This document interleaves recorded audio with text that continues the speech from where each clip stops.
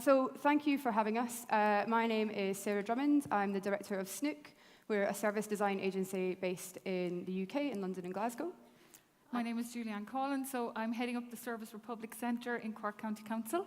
And I'm Fitzgerald. I'm a service designer working with Julianne. Great, so today we're coming to talk to you about embedding design.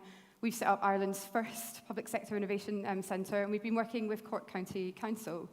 I thought I would do a little bit of a retrospective, given this is the 10 years, which is amazing, of the Service Design Network. And actually 10 years ago, I was working inside Scottish Government, mapping how policy doesn't really get into proper delivery, that they don't work together very well. And this was the very complex formula that my boss came up with when we mapped that cycle. That at that time, around about 2007, the public sector equaled no design. And I just want to say, thank you to the entire community that's been working on government service design to see what Lou presented this morning in terms of GDS's work, seeing other work from around the world. We've come so far in that.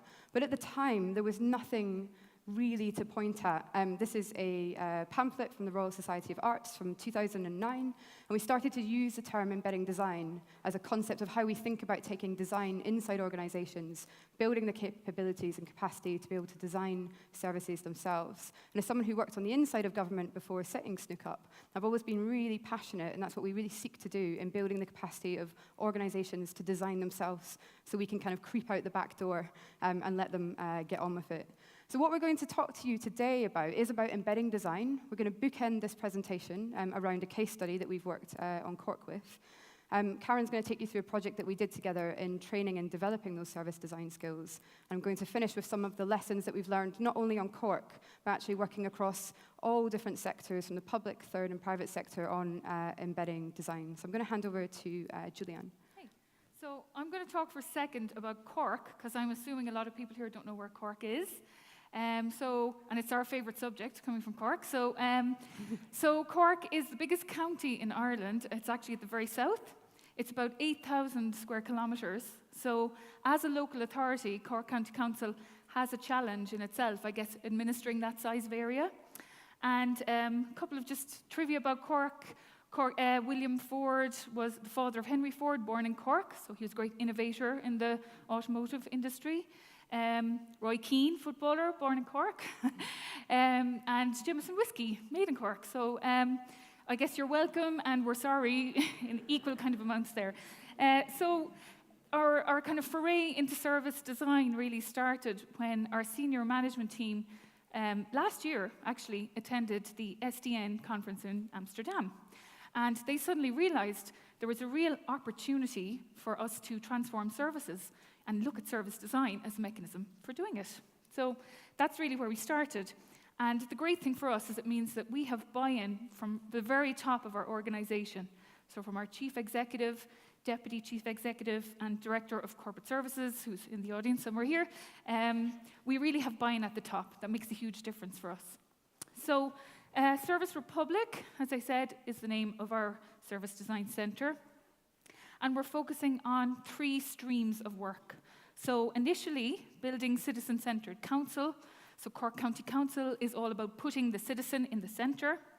And moving beyond that then, looking at opportunities for community development, economic development around our region.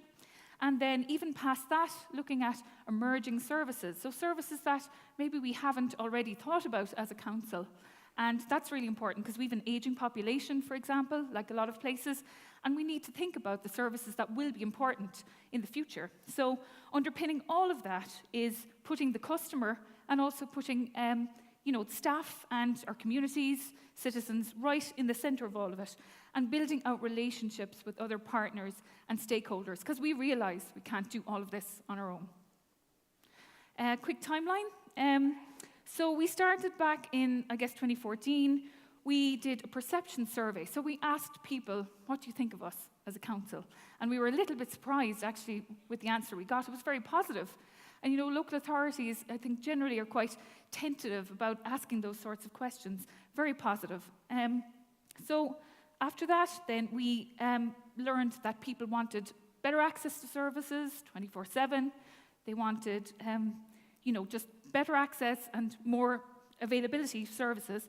And then we did an in-depth customer service review where we asked people, what are the channels that you're accessing services through, and what are the services? So following on from that, we acquired a customer experience platform. So we realized we needed to put a lot of services online. And we did the yourcouncil.ie portal. So if everyone wants to check that out, that's absolutely great. We put services online there, and then moving beyond that, realized we needed to transform services. So service design is a real opportunity for us to do this. This is the Your Council portal. You can have a look.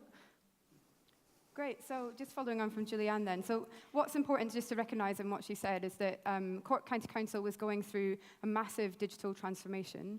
And when we were approached around about last year, just after the SDN conference, which is great for you guys to do that kind of conversion, we met in a very small dark room with the senior team of Cork. And we had a discussion around helping them bring that vision of Service Republic together. But what we realized when we started actually helping build out the early strategy for that is that, first of all, I just wanted to make sure that we could get some good services delivered inside the council and get some impact.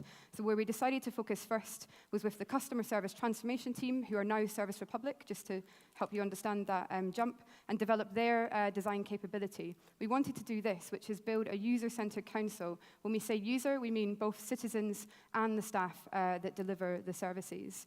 And what was really critical about this digital transformation is that the guys had already done a really good job of taking some existing services and putting them online. But often, when I've seen from Snook's perspective working with organizations, I call that lift and shift, which is taking a pretty shit service and making it just shit online. So we wanted to make sure that we didn't do that, and we really thought about actually designing services.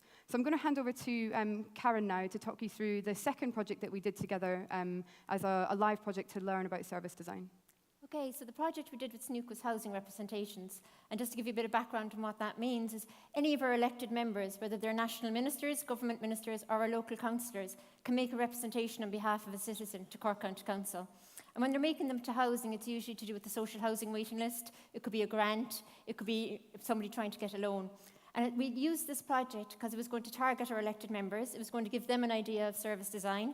It was going to embrace our housing department, which is a huge staff base. So we're going to get as many staff into the project as we could as possible. And most importantly, we were going to have a live project at the end of it. So I was approached by Norma, who works in housing policy, and this was her situation. She had a mountain of paperwork to get through. It was a very manual, tedious process. And she wanted us to put it online after seeing yourcouncil.ie. And we said we would help her, but we weren't going to just put it online. We wanted to transform the service, and we wanted to change it, and we wanted to put the elected members to be driving it as well. So we sat down with Snook, and Snook came up with an action plan for us, and it was a discovery and an alpha stage. I'm not going to go through each of the stages because they're in the coming slides. The first stage we did was the discovery workshop. So we had about 30 staff members from throughout the Housing Directorate, from clerical officer right up to senior management. And to say they're out of their comfort zone is an understatement. They're normally used to sitting down, listening to PowerPoint presentations. We had them on their feet.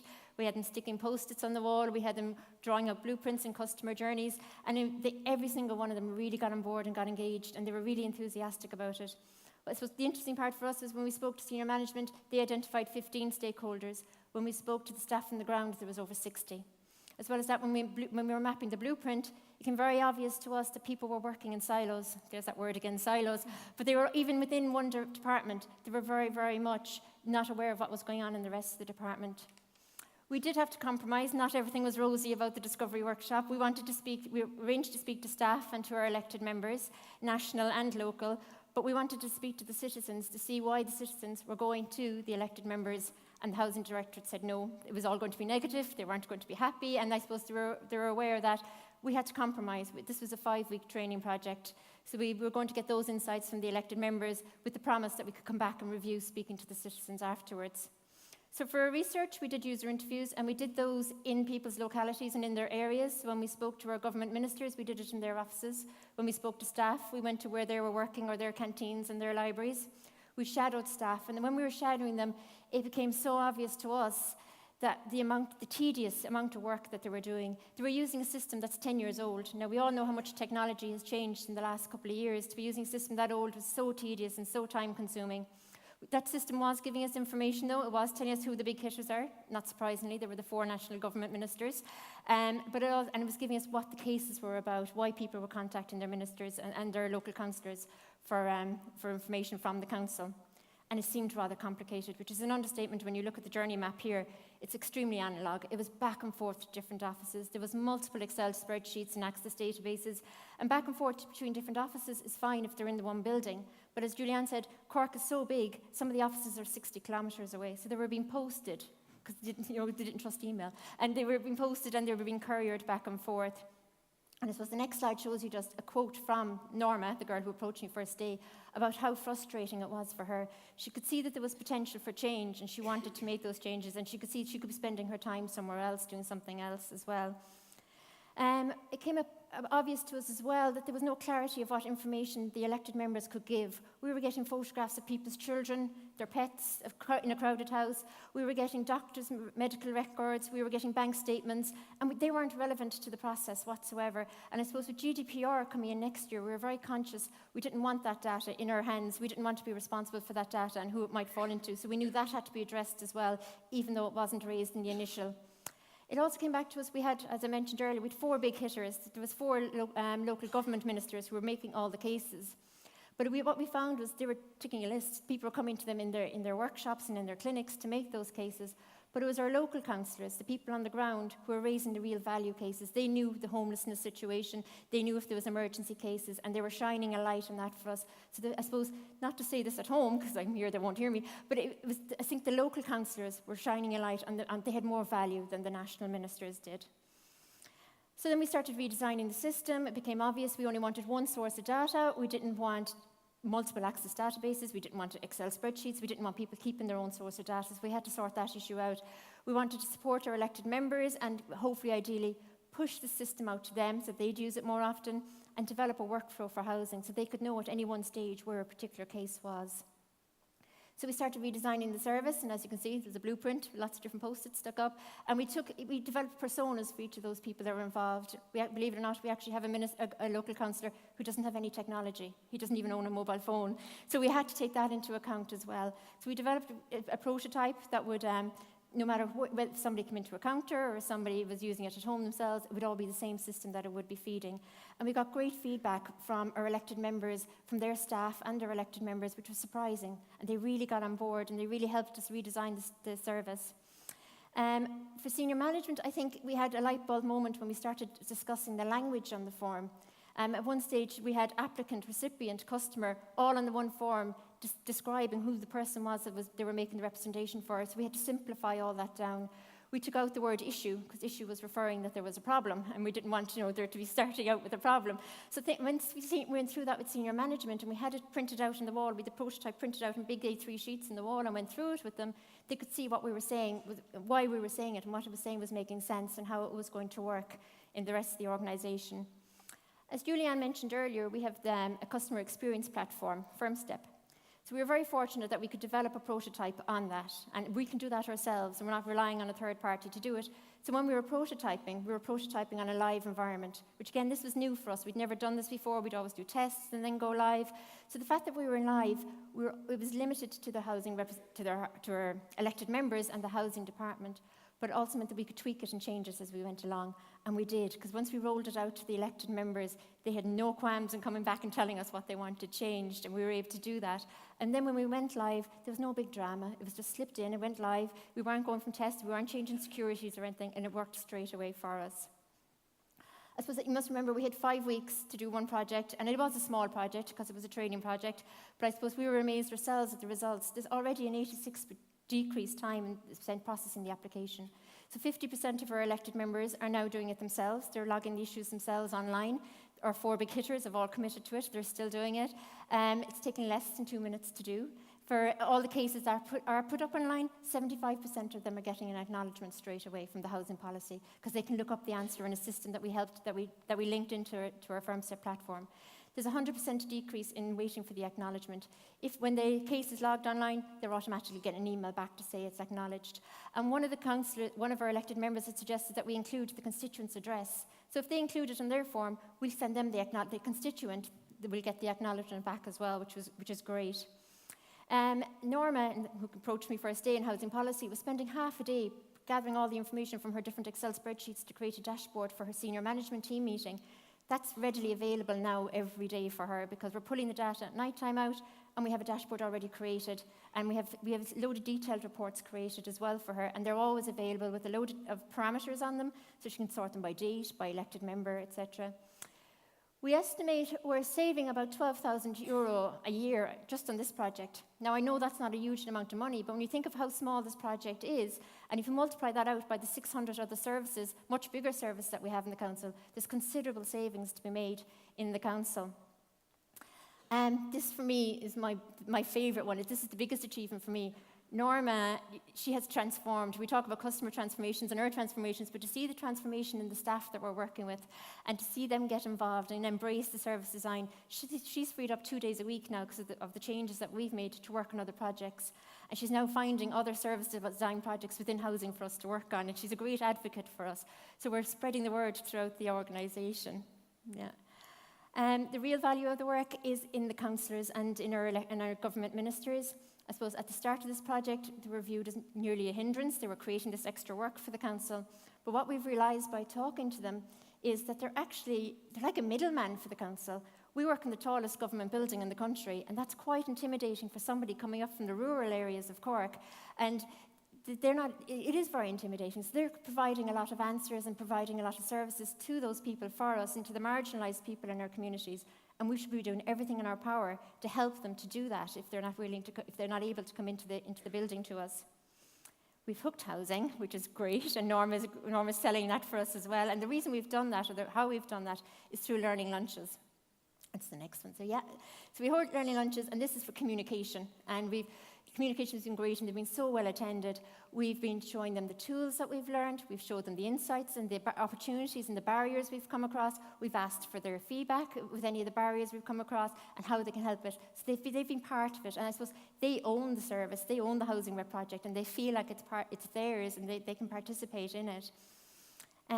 We have won hearts and minds. I remember I said at the start that we weren't allowed to talk to the public. We got a phone call a couple of weeks ago to know, will we go talk to the citizens? Will we find out what the citizens need to change regarding housing in Cork County Council, what services we can better for them? So that's when we go back, that's our next project. Okay, so where to next for us, I suppose. We've come a long way in a really short space of time, which is something that, a message I kind of want to get out there. It's really incredible how we've done.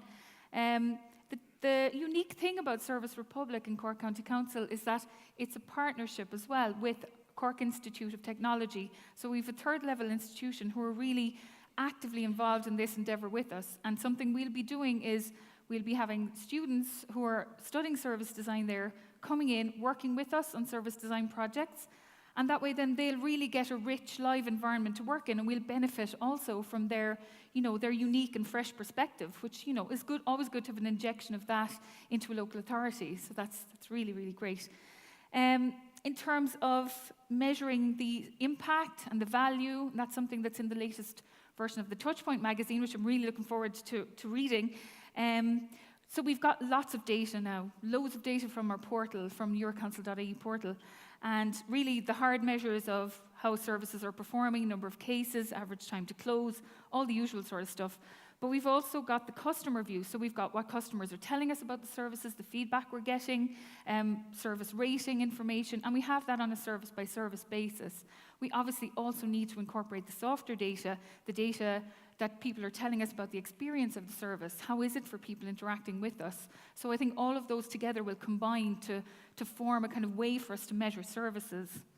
And then very importantly, from the point of view of senior management, we need to validate the vision that they have for customer service transformation and also using service design. So you need to feed that back up through your organisation as well to the people who are basically supporting you and sponsoring you and allowing you to do it. So we're developing a template and a report for our senior managers, and what that will do is we'll take strategic documents like our corporate plan or other strategic plans and look at, say, the values that are in there or the requirements and assess the pre-design and post-design service against those corporate values.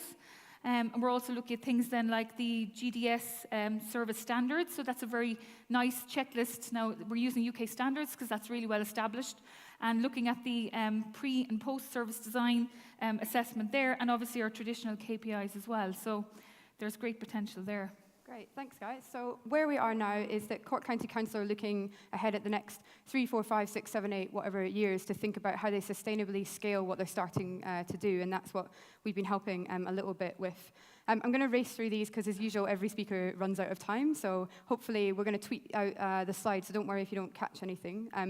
But really, we've been doing at Snook like a lot of building design capabilities with different organisations, from Cork County Council, Glasgow City Council, up to massive multinationals like Tesco, and we're finding the same lessons for every single business within those. And we're really starting to think, like, how can you help make service design stick? Take a photograph of that if you want. I'll leave it on the screen. But basically, what we've been doing is building a design maturity model for organizations and trying to stop them from sprinting at service design, sort of creating lots of toolkits and getting very busy around it, but not actually pacing themselves to really think sustainably about how they will undertake service design as the core process for what they do. But here's some of the very quick lessons that we've learned from Cork and more widely. So first of all, start with a centralized team like these guys, the CST team, who can be like agitators and influence the rest of the organization. They're great in spreading the approach, as you've seen. Don't make assumptions about what you think might not work or might not happen. As you saw in the case of this project, we didn't think that people would ever want to work with citizens, and we would have a very big uphill struggle about that. But we worked around it, and I often think about the unwritten rules, the rituals that we kind of have in our heads as dark matter. Someone called Dan Hill, who talks about dark matter of organizations. And I think it's really critical as designers that we understand what that dark matter is as a material, and we design with it. So we learn how to bend and shape policy, politics, relationships. The projects need to land, and that's one of the things that we're looking at more sustainably now. So making sure that every service that has been delivered and goes into what we call a beta has a service manager attached to it so it can continuously iterate and improve. And that's something that companies like Tesco are trying to really get their heads around. Like, how do they think about services and make sure that there's managers appointed to them? Find the right people for the job. I hope you'll agree. And when you applaud these guys at the end, they care so much about what they do and the rest of the team in the audience. So find the right people who really, really give a damn about the services that they're trying to deliver. We heard this this morning from a few of the talks. Build and grow external networks. So working with CIT, Cork Institute of Technology, and looking at running their own talk series on what they're learning is building a community of practitioners in Cork. And that's really important to do on a local level so you can find future talent and you can get inspired about stuff on the outside. Build a consistent playbook, but as Louise Downs said this morning, don't focus on the toolkit. I can't tell you how many organizations I've seen get service design wrong when they build another toolkit, when there's already lots of toolkits out there. So get on with building and doing the work and build a consistent playbook as you go. So there's common language of the different methods that you want to use in the organization. We heard this again this morning, speak the right language. We've tried to keep it really simple for people and not complicate what we're doing. And one from me, I guess, from Snook's perspective is don't be the agency. We never walked into Cork and said, you know, do this the Snook way, here's the Snook methodology, here's our cycle of triangles and squares to go through, whatever that might be. We just said, what is it that you need to get done? Let us take the basic principles of how we think in services and let's do it together. So we tried to just always make this is the Cork show, essentially. That's the good title for your stuff. Get support from both ends. So this was driven at the beginning from senior management, and now we've really focused on bringing a grassroots community together of staff and practitioners within the council and making sure those both meet in the middle. But you need to have a strategy that looks ahead, and I think that's the biggest challenge now for Cork County Council is how do you keep this moving forward sustainably. So make sure that you are looking ahead and not just running at lots of projects and thinking more sustainably about that.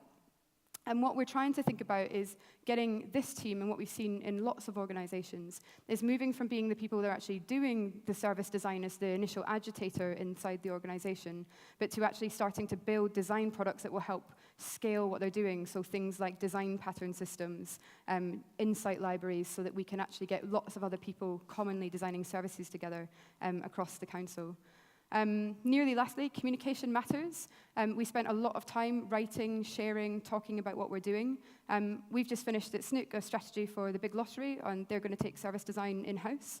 And we've recommended to them that they get their communication department trained in service design so they can talk really confidently about what they're doing across all of the different regions with the organization. We always use live projects to train. There's no better way than jumping in the deep end and bringing these guys with them. I think probably scary at some point, but worked out in the end. And the biggest learning, actually, and what was really exciting for us here, and that you had the capabilities to do so, was we built the prototypes in the system that they're going to go live in. So we're not wasting time, we're not spending money on extra prototyping tools, we're actually building in the system that we'll go live with, and that cut a lot of time out for us to go live. And finally, and I probably for those who know me personally, I always talk about this, is don't get obsessed with service design as a process or just the tools. Get on with finding where you can get impact. And hopefully today you've seen that from us. Colour change, apologies. We run a network at Snook called Design on the Inside. I think the next event's on the 23rd of November in London. Please come talk to me about it. We bring leaders, people who are working inside organizations to talk about the challenges of embedding design inside their organizations. Just to finish, finally, I just want to really, I want you guys to really applaud them at the end, because it's been quite a mission to get us all on the stage together and be here today. They only started really thinking about service design together. We met in April, was it? April, I think. And they have already undertaken a number of projects gaining impact really quickly, and this is only one of 600 services that you have to go on a journey to do. It's not sexy. It's not AI and bots that we were talking about yesterday, it's housing representation processes. But I just want to remind ourselves as a community, whilst we're thinking over here about the future, there's still a lot of stuff to do, particularly inside local government, who are not there yet or not even come to the table. So we need to keep that in mind and really go out and work with these organizations. Julianne, would you like to finish? Yeah, just finish by saying, I mean, one of the messages I think is coming through is the openness and sharing in the service design community is really evident. And so we did an international service design conference at the end of September this year, and it was supported by SDN to the point where Birgit and Jessie and Aline all came along to the conference, and we had 240 people attending. And that was in Cork, and it was our first we hosted, so we were really proud of ourselves for that. Yeah. But also the work with Snook, I mean, not being the agency, that message just really, that really comes across, and how they've dealt with us and really made us part of this larger partnership while we were embedding service design. It's been overwhelming. So I think this is evidence that this approach really does work. So I have to say thanks to Snook as well. I didn't pay Karen to say that, I swear down. But thank you, it's been an absolute pleasure. So please give an applause, not just to these guys, but there's other people from Cork County Council in the audience as well. So gracias. Thank you. Well done. Well done.